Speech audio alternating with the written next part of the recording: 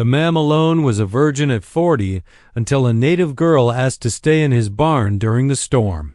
The rope burned against his wrists as Thomas McKenna stood on the makeshift gallows, staring into the jeering crowd of deadwood miners. The noose swayed in the December wind, casting shadows across his weathered face. In 3 minutes, he would be dead.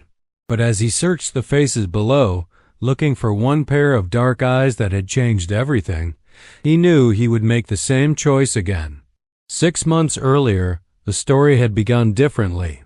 Thomas had arrived in Deadwood territory with nothing but a worn Colt .45 and the kind of reputation that made bartenders nervous. At 38, he had spent 15 years collecting bounties across the frontier, tracking down men who thought distance could outrun justice. His latest target had led him to this godforsaken mining town where gold fever had turned decent folks into something uglier. The Silver Dollar Saloon reeked of unwashed bodies and cheap whiskey. Thomas pushed through the crowd, his spurs clicking against the wooden floor. Behind the bar, a young native woman moved with quiet efficiency, her long black hair braided down her back. She wore a simple brown dress that had seen better days, but her movements held a grace that seemed out of place in this den of vice. The miners called her Raven, though Thomas would later learn her real name was Ayanna, meaning eternal blossom in her Cherokee tongue. She had been working there for 2 months, ever since her father died and left her with debts to the saloon owner, a rat-faced man named Silas Corbin who charged her for room, board, and the privilege of being leered at by drunk prospectors. Thomas ordered whiskey and watched. Ayanna never smiled, never engaged beyond necessary words. When a particularly drunk miner grabbed her wrist, she twisted away with practiced efficiency. The man laughed and tried again. This time Thomas stood. The miner was twice Thomas's width but half his experience. One punch sent the man sprawling across a poker table, scattering cards and coins. The saloon fell silent. Ayanna met Thomas's eyes for the first time, and he saw something there he had not expected to find again. Hope mixed with wariness, like a wild animal deciding whether to trust an outstretched hand. Silas Corbin emerged from his back office, a small man with the kind of mustache that compensated for everything else he lacked. His voice carried the nasal whine of someone who had never earned respect honestly. "You cost me a customer, stranger. That particular gentleman spends considerable coin here." Thomas finished his whiskey and set the glass down with deliberate care. "Maybe he should learn some manners. Maybe you should mind your own business. The girl works for me.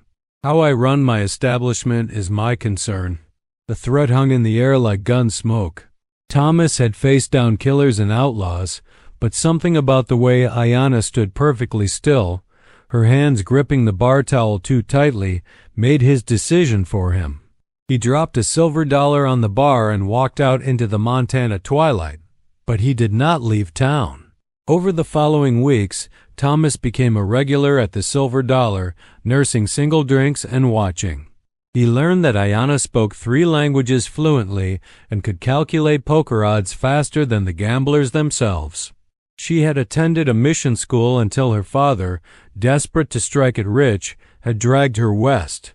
When consumption took him that harsh winter, Corbin had swooped in like a vulture, offering to cover burial costs in exchange for her labor. The debt, originally $50, had somehow grown to $200 through Corbin's creative accounting. Room and board, he claimed. Damaged property when clumsy customers broke glasses. Protection fees for keeping her safe from the rougher elements. Each month, the amount increased while her meager wages barely covered the interest. Thomas had seen this game before in a dozen frontier towns. Pretty young women, especially native women, were commodities to men like Corbin. The saloon was just the beginning. Eventually, there would be other expectations, other services demanded. The thought made his jaw clench so hard his teeth ached. One evening in late spring, as storm clouds gathered over the Black Hills, Thomas finally spoke to her directly.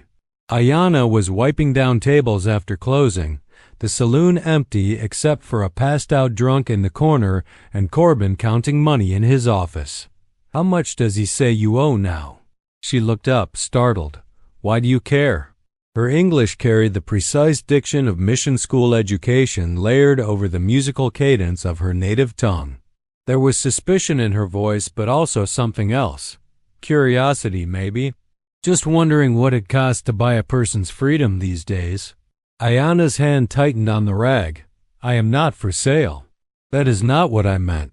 Thomas removed his hat, running fingers through hair that needed cutting. "I meant paying off whatever fake debt Corbin claims you owe. 300 now. It grows every month." Her voice was flat, matter of fact. "But even if someone paid it, where would I go? What would I do? This is all I know now." Thomas had no answer for that, at least not one he was ready to give. He put his hat back on and left her to her work. But the conversation stayed with him as he lay in his narrow boarding house bed, listening to the sounds of the night shift miners stumbling home. The next morning brought news that changed everything. A gang had robbed the Territorial Bank in Miles City, making off with $12,000 in gold. The territorial governor was offering a $2,000 bounty for their capture, dead or alive. Thomas knew the gang's leader, Jake Torino, a vicious killer he had been tracking on and off for 3 years. More importantly, Torino was headed for Deadwood.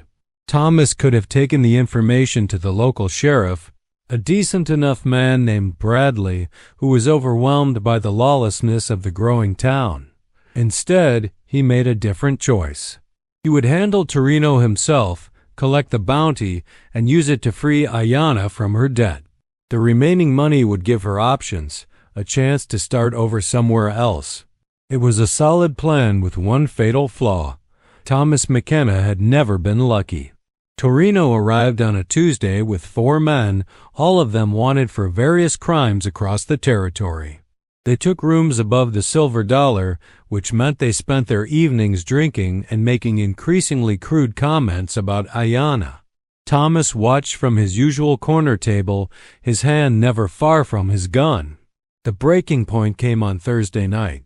One of Torino's men, a scarred brute named Dutch Henley, cornered Ayana near the stairs to the rooms above. His intentions were clear from the way he pressed her against the wall, one meaty hand grabbing at her dress. Thomas was moving before he made a conscious decision.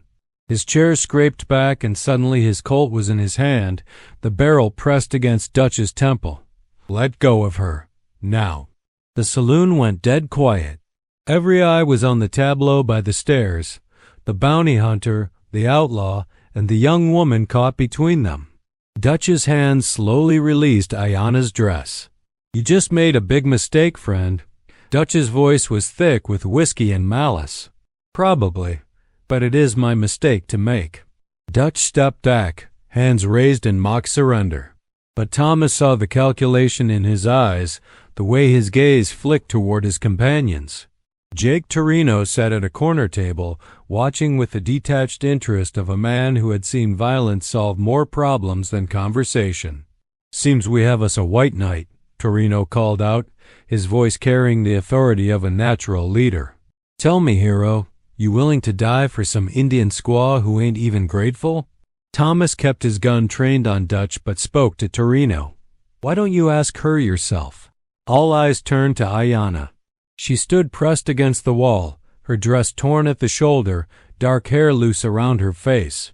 For a moment, Thomas thought she might stay silent, might let the moment pass without choosing sides.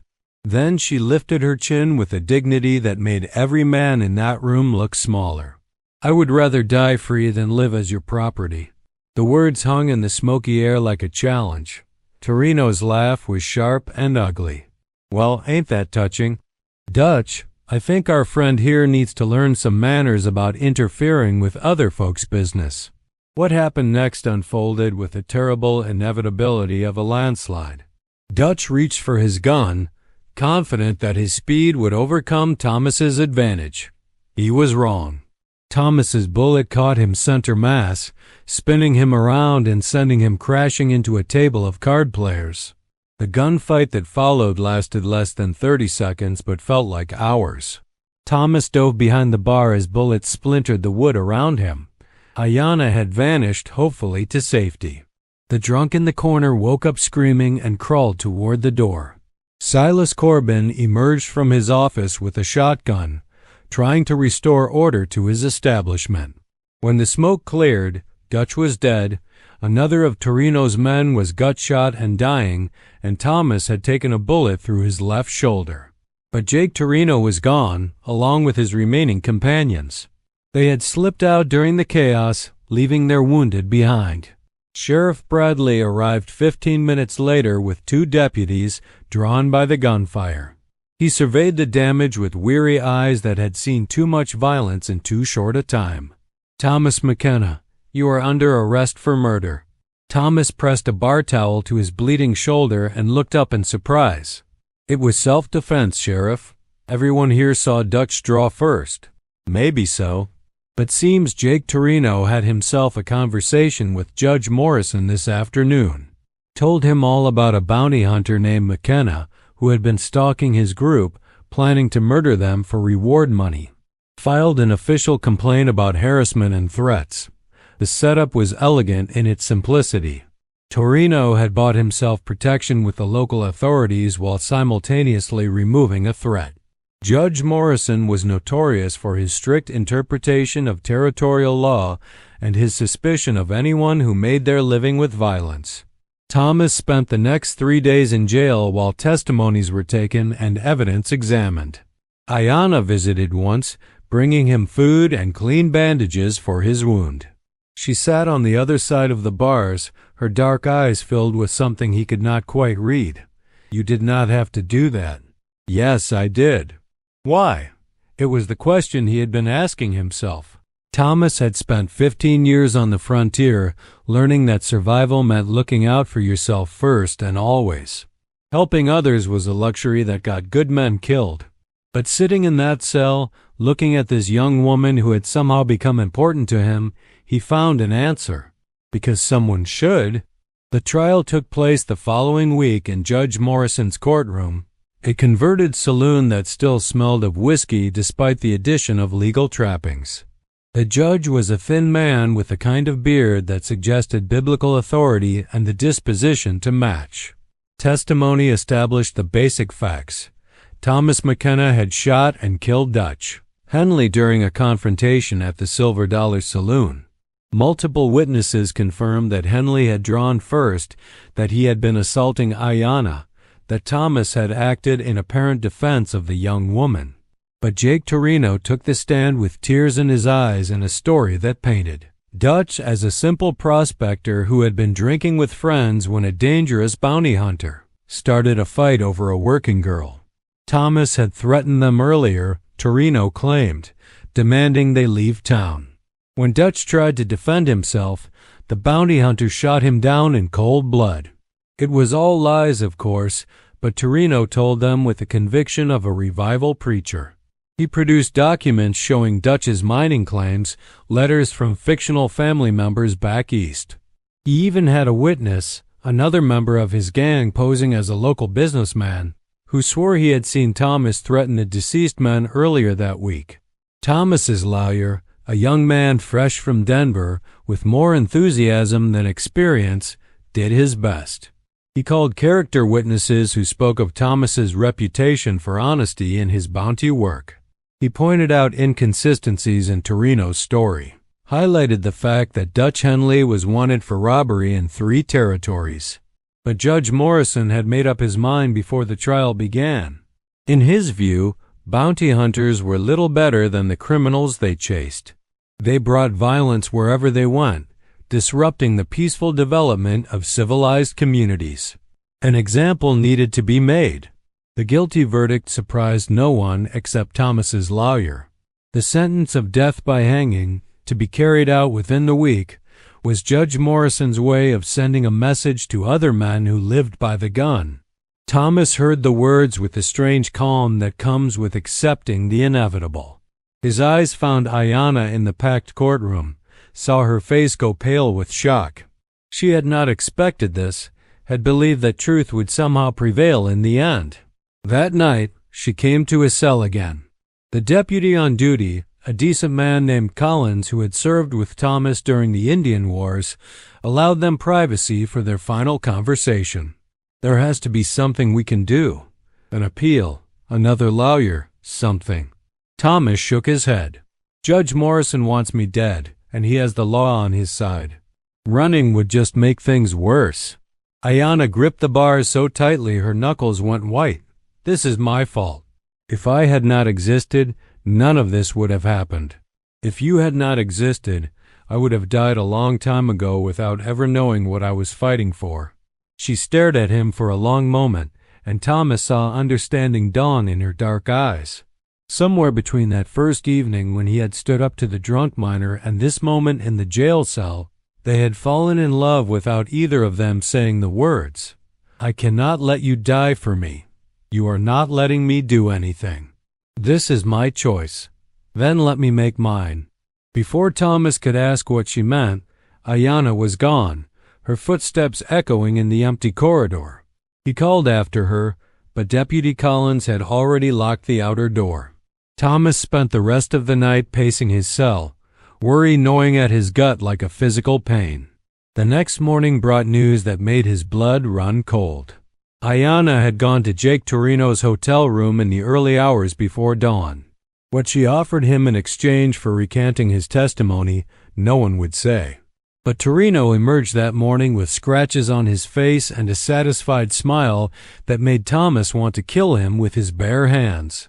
At the hastily convened hearing, Torino stood before Judge Morrison with downcast eyes and a performance worthy of the stage. He had been troubled by his conscience, he claimed, unable to sleep knowing he might have contributed to the wrong man being convicted. Upon further reflection, he wanted to correct certain inaccuracies in his previous testimony. The truth, he now claimed, was that Dutch Henley had indeed been the aggressor. Thomas McKenna had acted in defense of the young woman. Justice demanded that the bounty hunter be freed to continue his important work cleaning up the frontier. Judge Morrison was furious at being made to look foolish, but even he could not ignore a complete recantation from the prosecution's key witness. The charges were dismissed with obvious reluctance and stern warnings about future conduct. Thomas walked out of that courtroom a free man, but the victory tasted like ashes. He found Ayanna at the boarding house where she had taken a room, paying for it with money she had somehow acquired overnight. She sat on the narrow bed, staring out the single window at the mountains beyond town. "What did you give him?" She did not turn around. "What do you think I gave him?" The words hit Thomas like a physical blow. He had known, of course, had guessed the moment he heard about Torino's change of heart. But hearing it confirmed made something inside him break in a way that would never heal properly. "You should not have done that. Someone I loved was going to die. I did what was necessary." Her voice was steady, matter of fact, but Thomas could see the tension in her shoulders. "It was just one night. It does not change anything between us." But they both knew that was not true. Some acts, no matter how noble the motivation, leave scars that never fade. Thomas sat down beside her on the bed, careful not to touch her, and they both stared out at the mountains that promised escape, but somehow felt impossibly far away. What happens now? Ayanna finally turned to look at him, and Thomas saw that she had been crying. "Now you collect your bounty on Jake Torino and his men. You leave Deadwood. You forget about the Indian girl who was not worth saving. You are worth everything. Prove it." The challenge hung between them like a bridge that could either save them both or collapse under the weight of what they had already lost. Thomas reached into his pocket and pulled out a small leather pouch containing everything he owned in the world. $237 and some coins. "This should cover what you owe Corbin, with enough left over to get you somewhere better." Ayanna stared at the pouch but did not take it. "I told you I am not for sale. I am not buying you. I am setting you free." "And what about you? What do you get out of this transaction?" It was a fair question, and Thomas gave her an honest answer. "A chance to sleep at night knowing I did one thing right. They were married 3 days later by a circuit preacher who asked no questions beyond their names and whether they took each other willingly. Silas Corbin accepted Thomas's money with bad grace but could not argue with cash on the table. Sheriff Bradley served as their witness, still uncertain about Thomas but impressed by his willingness to sacrifice everything for love. The ceremony took place at sunrise on a hill overlooking Deadwood, with the territorial mountains stretching endlessly toward a horizon that seemed to promise new beginnings. Ayanna wore a blue dress she had sewn herself from fabric with the last of Thomas's money. Her hair was braided with small white flowers she had picked that morning. Thomas wore his best shirt and the Colt .45 that had saved both their lives. His wedding gift to his bride was a deed to a small homestead claim he had filed outside town, a piece of land where they could build something together away from the violence and ugliness of the mining camps. As they exchanged vows in the morning light, Thomas understood that he was not the same man who had ridden into Deadwood 6 months earlier. That bounty hunter had lived for himself alone, measuring success in dollars earned and criminals captured. This man, this husband, would live for something bigger than his own survival. The preacher pronounced them man and wife, and Thomas kissed Ayanna for the first time. Her lips were soft and warm, and when she smiled at him, he saw the future they would build together, difficult, uncertain, but theirs. They honeymooned in a cabin Thomas rented for a week, spending their time planning their homestead and learning the rhythms of married life. Ayanna proved to be a gifted teacher, showing Thomas how to see the land through Cherokee eyes, reading signs in the wilderness that white men missed. He taught her to shoot his spare pistol, insisting that a frontier woman needed to be able to protect herself. When they finally settled on their claim, they worked from dawn to dusk building a cabin, clearing fields, and establishing the foundations of their new life.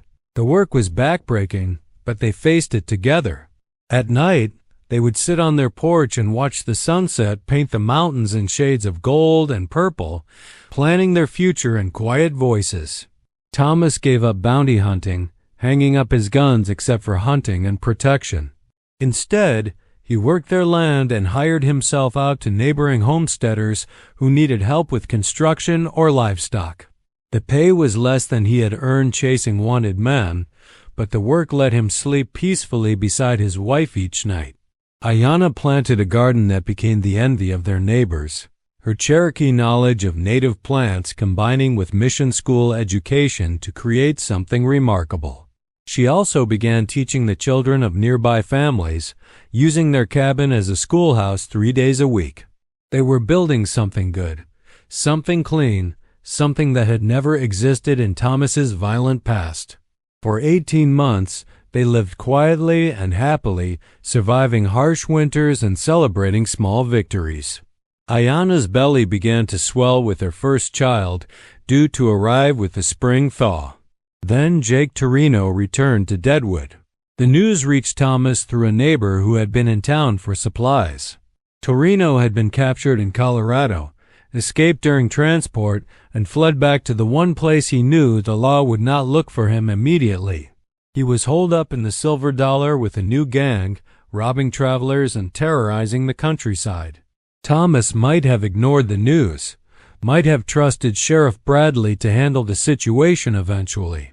But Torino was asking questions about the bounty hunter who had married the Indian girl, offering money for information about their whereabouts. Sooner or later, someone would talk. Thomas sat on his porch that evening, cleaning his Colt and thinking about choices. Ayanna brought him coffee and sat in the rocking chair he had built for her, one hand resting on her pregnant belly. "You are going after him." It was not a question. Ayanna knew her husband well enough to read the signs. "He will not stop looking for us, for you." Thomas set down his gun and looked at his wife. "I have to end this. We could leave, go somewhere he would never find us, and spend the rest of our lives running? What kind of life is that for our child?" Ayanna was quiet for a long moment, watching the first stars appear in the darkening sky. When she spoke, her voice was steady and sure. "If you do this thing, you might not come back." "I know. And if you do not do this thing, he might kill us all. I know." She reached over and took his hand, her fingers intertwining with his. "Then you do what you must, husband. But you come back to me. Promise me that." It was a promise Thomas was not sure he could keep, but he made it anyway because she needed to hear it. They made love that night with desperate tenderness, as if they could somehow store up enough passion to last through whatever was coming. Thomas left before dawn, riding toward Deadwood with his guns cleaned and loaded. He had no plan beyond walking into the Silver Dollar and calling out Jake Torino for a fair fight. It was not much of a strategy, but it had the virtue of simplicity. He never made it to the saloon. Torino had been watching the road, expecting exactly this response. Thomas was ambushed 2 miles outside town by 4 men with rifles, wounded in the shoulder and leg, and captured alive. Torino wanted to savor his revenge. They dragged Thomas back to Deadwood and threw him in jail, but not before Torino visited him personally to explain how this would end. There would be a trial, of course, with Torino and his men testifying that the famous bounty hunter had tried to murder them in cold blood. Judge Morrison would be only too happy to finish what he had started 2 years earlier. But first, Torino was going to pay a visit to the homestead where a pretty Indian woman waited for her husband to come home. There were men in his gang who had particular tastes, and Ayanna McKenna was about to discover what happened to women who crossed Jake Torino. Thomas spent 3 days in that cell, listening to Torino's men ride out each morning and return each evening with stories, designed to drive him insane with worry. They had found his cabin, they claimed. They had seen his pregnant wife working in her garden. Soon, very soon, they would take their payment for his interference. On the 4th day, they brought him to trial in chains. Judge Morrison presided with the satisfaction of a man settling old scores. The charges were attempted murder, assault with a deadly weapon, and various other crimes that would surely result in a death sentence. Torino took the stand with practiced ease, spinning tales of unprovoked attacks and murderous intent. Thomas barely listened to the proceedings. His attention was focused on the courtroom door, watching for any sign of Ayanna. If Torino's men had harmed her, if she was lying dead or worse in their cabin, he would find a way to kill them all before they hanged him. The guilty verdict came as expected. Judge Morrison seemed to savor every word as he pronounced sentence of death by hanging to be carried out the following morning. Thomas accepted the judgment with the same stoic calm he had shown 2 years earlier, though inside his heart was breaking for the woman and child he would never see again. That night, as he sat in his cell waiting for dawn, footsteps echoed in the corridor. Thomas looked up expecting to see Deputy Collins with his final meal, but instead found himself face to face with his wife. Ayanna stood in the shadows beyond the bars, her pregnant belly pronounced beneath a dark cloak. Her eyes were bright with unshed tears, but her voice was steady when she spoke. "I heard about the trial. About tomorrow. How did you get here? Are you safe?" "Safe enough. I have friends in town who are hiding me." She stepped closer to the bars. "Thomas, there is something you need to know. About Jake Torino, about why he wants us dead so badly." Thomas gripped the iron bars. "What are you talking about?" "That night, when I went to his room to save your life. He told me things, bragged about things he had done. About a bank robbery in Miles City where they killed the teller and 2 customers. About other crimes, other innocent people who died because of his greed." Understanding began to dawn in Thomas's mind. You remember details. Everything. Names, dates, amounts stolen. "I have a good memory," and he was drunk enough to talk freely. Ayanna reached into her cloak and pulled out several sheets of paper covered in her neat handwriting. "I wrote it all down. Every crime, every victim, every detail that could hang him and his gang." Thomas stared at the papers, seeing salvation and damnation written in his wife's careful script. "If you take this to the territorial marshal, they will investigate. Torino will hang for his real crimes. But not before you hang for ones you did not commit. By the time justice catches up with him, you will be dead." Ayana's voice broke slightly. Unless someone creates a distraction long enough for you to escape. No, absolutely not. I will not let you risk yourself and our child. It is not your choice to make, husband. This is my decision, my sacrifice. She pressed the papers through the bars into his hands. There is a window in the back wall of this jail that faces the alley. In 1 hour, that window will be open and there will be a horse waiting. You take these papers to Fort Keogh and find Marshal Williams. Make sure Jake Torino pays for what he has done. Thomas crushed the papers against his chest, feeling the weight of his wife's sacrifice. What about you? What about our baby? Ayana smiled then, the same radiant expression she had worn on their wedding day. We will be waiting for you when justice is done. No matter how long it takes, no matter how far you have to run. We will be here. She kissed him through the bars, her lips salt-sweet with tears. I love you, Thomas McKenna. Remember that when everything else seems dark. Then she was gone, her footsteps fading into the night. Thomas sat in his cell holding the papers that could save his life and destroy hers, knowing that in 1 hour he would face the hardest choice of his life. The explosion came at midnight, shaking the entire jail and filling the air with smoke and screaming.